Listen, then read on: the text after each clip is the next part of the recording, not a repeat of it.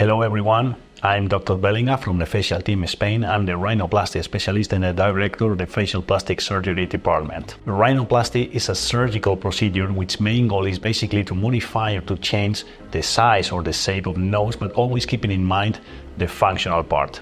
What's the difference in between a rhinoplasty and a feminization rhinoplasty? A feminization rhinoplasty, let's say, that has two different layers of complexity. The first layer is that we have to transform masculine features into a more feminine ones, which means basically a narrower, more refined and a more elegant aspect. And the second layer of complexity is of course that we have to create a more aesthetic and pleasant result. In the vast majority of cases, we prefer to use what is called the open structure approach in rhinoplasty. So it means we have to create and make a very tiny and small incision in between both nostrils, and that scar heals amazing. Nobody will be able to see anything at all once it's totally healed. And also the word structure means that in almost every single case we have to harvest a small piece of cartilage, most of cases from the septum, and that piece of cartilage is going to be used to reinforce some specific areas in the nose, most of cases the tip, to create a better support. In every single rhinoplasty, I like to use the ultrasonic device. What does it mean? What it is? An ultrasonic device is a kind of motor that uses an ultrasonic insert that creates a very smooth and a very precise cut in the bone without damaging the soft tissue. So literally we can simply just reshape and remodel the bone and also cut in the bone in order to create a narrower and more elegant shape. By doing so, we obtain less bruises, less swelling, less bleeding, and a better recovery for our patients. How is the recovery after a rhinoplasty procedure? Most of patients may think that it's quite stressful, it's quite painful, and it's not like that, thank God. We are talking about a very smooth recovery period. At the very beginning, you are not able to breathe properly through the nose because of the swelling, most of cases. Yes, the swelling after the surgery that we create inside the nose, and also maybe there's still some dry blood or some crust which are obstructing the airway. But it's just something temporary. During the first 2 or 3 days after the surgery, it's very common that you get more and more swollen. That's normal. It's the typical reaction after an aggression, as a surgery is. But from the 3rd day on, well, this big swelling start to decrease, and literally in 1 week time you look quite okay. Is it the final result? Of course no. You have to be very patient. Most of cases I like to say, or I like to explain, that in the first 6 weeks or 2 months after the surgery you have experienced a very nice de-swelling, but you have to be very patient because in most of cases it takes about 6 months for the swelling to disappear, and then we have to wait another 6 months to let the skin and the soft tissues to readapt to the new shape of the nose. Now, when we talk about secondary or tertiary cases, we have to wait even longer. Most of cases, I like to say about 1 year and a half, almost 2 years to see that final result. Now, let's talk about asymmetries after a rhinoplasty. At the very beginning, because of the swelling, everything looks like overstretched or overpumped, okay? But when the swelling goes down, this swelling is not symmetrical. Most of cases, one side gets a bit slimmer in comparison with the other side. One nostril looks bigger or wider, the tip goes towards one side. Maybe 2 weeks later, it's just the other way around, goes towards the right side, for instance, and you may freak out, let's say. That's normal, okay? The swelling is not symmetrical. And maybe when you sleep one side or the other side during night, when you wake up in the morning, one side of the face, on one side, of course, of the nose is even more swollen than the other side.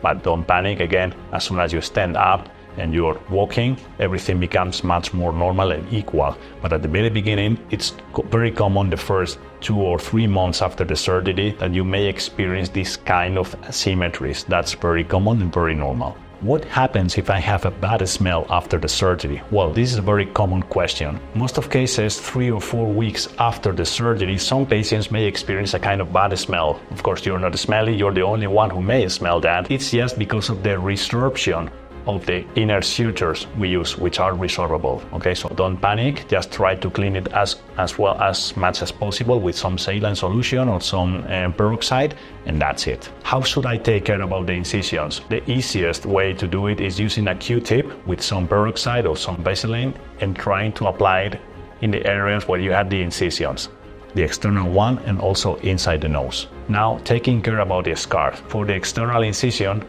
2 weeks after the surgery, or it means 1 week after the suture removal, you can start to apply some rosehip oil.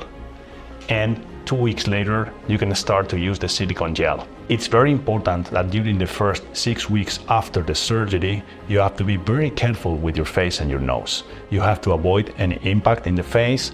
You have to avoid going to the gym because it can increase the blood pressure. So it means you can start to bleed a little bit, and also it's not good for the swelling. And it's very important to avoid the direct sun exposure. So if you have to go outside or you have to go to the mountain or to the beach, please use a hat, SPF 50+, and be very careful with that.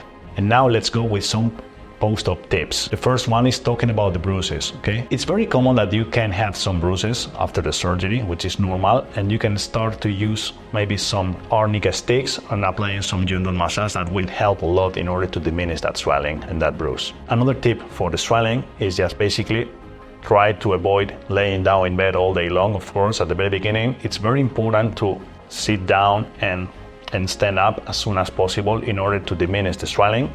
But you can start to do normal social life as soon as possible, so there is no need to stay like in a lockdown at home. So you have to go for a walk, you can start normal activities, and that will help a lot for the swelling. You can apply some gentle massage as well, from top to bottom, from the midline to both sides, in a very gentle fashion with some moisturizer, and will help a lot as well in order to diminish the swelling. You can touch, you can palpate your nose, nothing is going to happen with it, it's not going to break or bend anything, and you may feel even more confident and more comfortable. Can I blow my nose after a rhinoplasty, or can I sneeze after a rhinoplasty? Well, talking about sneezing, of course, yes, you can sneeze, that's something you cannot avoid, but please try to open your mouth and try to release all the pressure. Something very similar happens like if you blow your nose.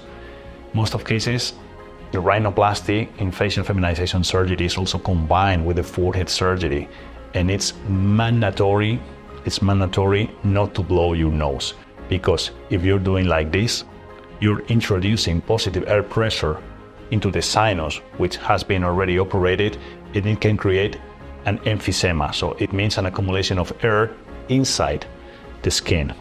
Is it something dramatic? Is your life in risk? No, it's not like that, of course, but it's not nice, so try to avoid it.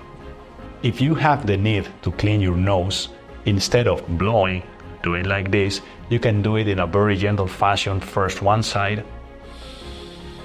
and then change to the other side.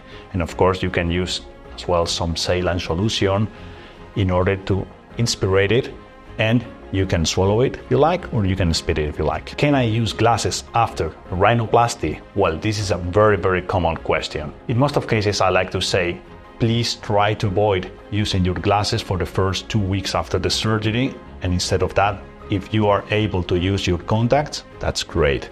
If not, it's not the end of the world.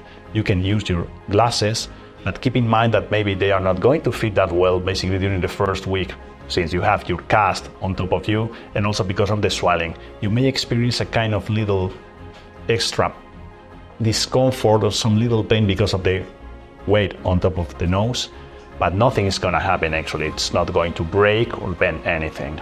At Facialteam, we have a vast experience performing feminization rhinoplasty for more than 12 years now. So we have created protocols about this topic, and you may find these articles in our website. I hope you have found this information very useful for you. Hope to see you soon here in Spain someday. Good luck, and thank you so much.